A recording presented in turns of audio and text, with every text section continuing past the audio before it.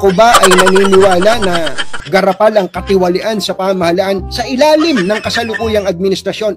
I-quote niyo po ako dito. Ako ay naniniwala na garapal ang katiwalian sa pamahalaan sa ilalim ni Pangulong Bongbong Marcos ngayon. Oh my God! Sasabihin ko po sa inyo yan. Garapan. Kaya, kung meron man pong dapat na umaksyon dito, dapat si Pangulong Bongbong Marcos. Si Pangulong Bongbong Marcos should act immediately. Ngayon na. Dapat magsalita si Pangulong Bongbong Marcos tungkol sa mga porsyento ng mga congressman pati ng mga senador sa mga government projects.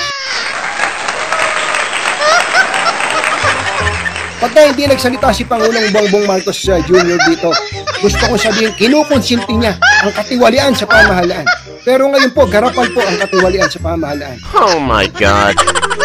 Garapan ang katiwalian sa pamahalaan. And if the President does not lift a finger, ibig sabihin, kinukonsinti niya ang katiwalian sa pamahalaan.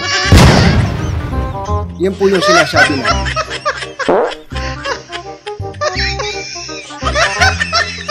Minessage ko po sila dyan tungkol dyan. Sabi ko, kung hindi, ako po, kahit pa paano, nakakapag-message ako sa ibang mga nasa inner circle. Grabe po. Grabe po ang katiwalian sa mga government projects ko. I-quote nyo po ako dyan. Kung gusto nyo i-quote ako. Sa totoo po, ito hamon sa Pangulo. Hamon sa Pangulo, dapat gawin niya.